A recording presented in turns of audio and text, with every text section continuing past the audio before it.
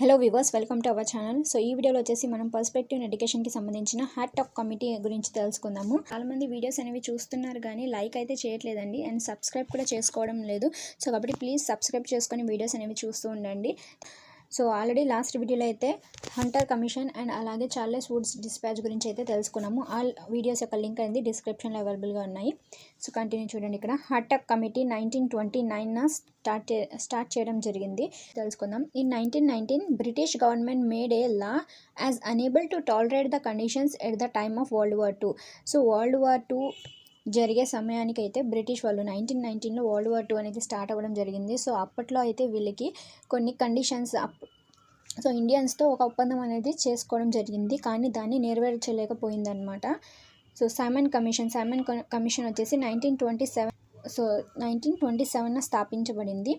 Indians were dissatisfied with this act. So ఈ Simon కమిషన్లో పొందుపరిచిన కొన్ని ఎడ్యుకేషన్ గురించి అండ్ ఎడ్యుకేషన్లో ఉన్న చేంజెస్ అయితే ఇండియన్స్కి సాటిస్ఫై చేయలేకపోయాయి. సో కాబట్టి ఆ సైమన్ కమిషన్ అయితే అంతగా వెలుగులోకి రాలేదన్నమాట. కానీ అది స్థాపించిన ఇయర్ అయితే ఇంపార్టెంట్, 1927.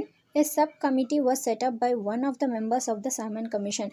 సో అప్పట్లో ఉన్న సైమన్ కమిషన్ 1927 కాబట్టి దాన్ని బేస్ చేసుకొని సో హంటర్ కమిషన్ మీద బేస్ చేసుకొని సైమన్ కమిషన్ స్టార్ట్ చేయడం జరిగింది. అండ్ ఆ రెండింటితో పాటు కొన్ని చేంజెస్తో ఈ హాట్ టాక్ కమిటీ అనేది స్థాపించారనమాట. ఎవరు అంటే సర్ ఫిలిప్ హార్టాగ్.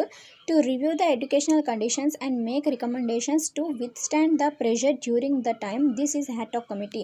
సో అప్పట్లో ఉన్న కొన్ని ఎడ్యుకేషనల్ కండిషన్స్ని బట్టి దాన్ని కొన్ని రీమోడల్ చేసేసి అండ్ అలాగే ఇంకొన్ని రికమెండేషన్స్ అనేవి గవర్నమెంట్కి పంపించి సో ఫ్రీ ఎడ్యుకేషన్ అనేది స్టార్ట్ చేయాలి అని చెప్పి ఈ హాట్ టాక్ కమిటీ నివేదిక అనేది ఇచ్చిందనమాట. సో ఎవరు ప్రతిపాదించారంటే sir Philip Hartog. This committee advised to control attrition and retention of the resources. So attrition and retention of the రిసోర్స్ని కంట్రోల్ చేయాలి అని చెప్పి ఈ కమిటీ అనేది ఉద్దేశించిందనమాట. సో అట్రిషన్ అంటే వేస్టేజెస్, అంటే అన్యూజబుల్, ఈ రిసోర్సెస్ని అన్యూజబుల్ చేసేస్తున్నారు. సో కాబట్టి ఈ రెండింటిని కంట్రోల్ అనేది చేయాలని ఈ కమిటీ చెప్పబడింది.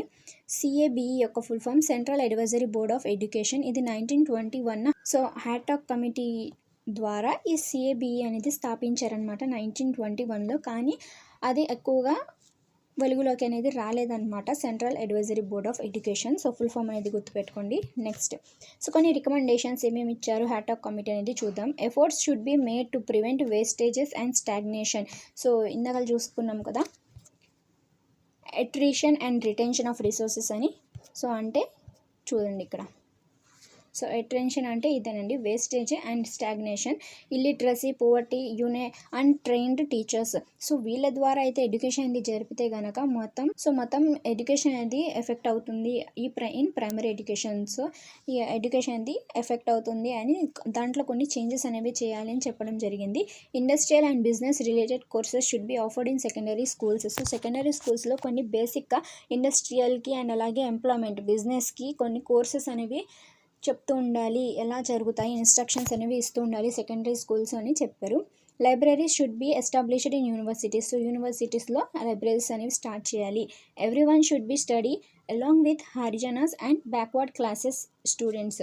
సో ప్రతి ఒక్కరికి సమానత్వపు హక్కు అనేది ఉంటుంది కాబట్టి హరిజనస్తో అండ్ అలాగే బ్యాక్వర్డ్ క్లాసెస్తో కూడా అందరు స్టూడెంట్స్ కలిసి చదవాలి. అండ్ అలాగే రిచ్ పూర్ అనేది సో డిఫరెన్సెస్ అనేవి చూపించకూడదు, అందరూ సమానమే, అందరూ ఒకేలా చదువుకోవాలి, అందరికీ విద్య అనేది ఒకే విధంగా అందించాలి అని రికమెండ్ చేయడం జరిగిందనమాట. సో నెక్స్ట్ అందులోనే కొన్ని కాన్సిక్వెన్సెస్ బిట్వీన్ అంటే 1921 ఇయర్ నుంచి 1937 మధ్యలో కొన్ని పరిమాణాలు, కొన్ని చేంజెస్ అనేవి చేయడం జరిగింది. సో అవేంటో చూద్దాము.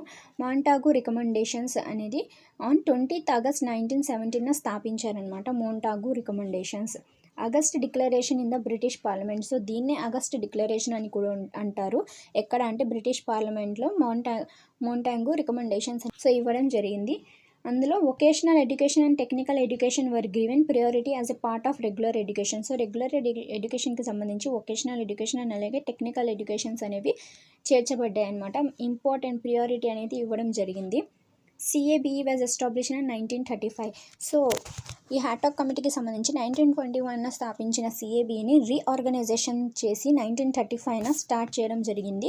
Compulsory primary education was implemented in Punjab, Bihar and Orissa. So అప్పుడు కంపల్సరీ ప్రైమరీ ఎడ్యుకేషన్ అనేది స్టార్ట్ చేయడం జరిగింది కొన్ని స్టేట్స్లో. ఎక్కడ అంటే పంజాబ్, బీహార్ అండ్ ఒరిస్సాలో. Laws made compulsory education for 6 to 11 years girls. So గర్ల్స్కి కూడా కంపల్సరీ ఎడ్యుకేషన్ 6 to 11 years అనే ఒక లా అనేది, యాక్ట్ అనేది తీసుకురావడం జరిగింది. అండ్ అలాగే అది అప్రూవ్ కూడా అయ్యింది. సో నెక్స్ట్ వచ్చేసి Abbott Wood report 1937. So Abbott Wood అనే చట్టం అనేది ఉంది, అది 1937లో ఏర్పడింది. సో దాని గురించి చూద్దాం. The Abbott Wood report in 1937 came with very valuable suggestion like.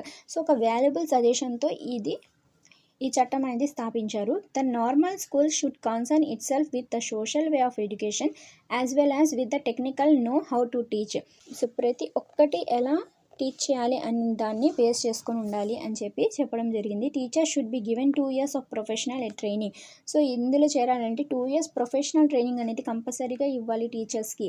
Child education should be given priority. So ఇందులో ఏం చెప్పబడారంటే చైల్డ్ ఎడ్యుకేషన్కి ముఖ్యమైన ఇంపార్టెన్స్ అని ఇవ్వాలి అని చెప్పారు. Teaching by action oriented activities was instructed. So బోధన అనేది యాక్షన్ ఓరియంటెడ్ యాక్టివిటీస్ మీద ఆధారపడి ఉంటుంది. సో వీటి ద్వారానే బోధించాలి అని ఎవరు చెప్పారు ఫస్ట్ ఆఫ్ ఆల్ అంటే అబౌట్ వుడ్ రిపోర్ట్లో చెప్పబడింది 1937. సో ఇవైతే చాలా ఇంపార్టెంట్ అండి హ్యాటాక్ కమిటీకి గురించి సంబంధించి. అండ్ అలాగే రికమెండేషన్స్ ఏమున్నాయి, కాన్సిక్వెన్సెస్ 1927. సో కాన్సిక్వెన్సెస్ ఇయర్ ఏవి, అబౌట్ వుడ్ రిపోర్ట్ అనేది ఎప్పుడు స్థాపించారు, దానికి ముఖ్యమైన ఉద్దేశం ఏంటి అనేవి కూడా ఉంటాయి. సో కాబట్టి ఇవి చాలా important. So thank you for watching this video.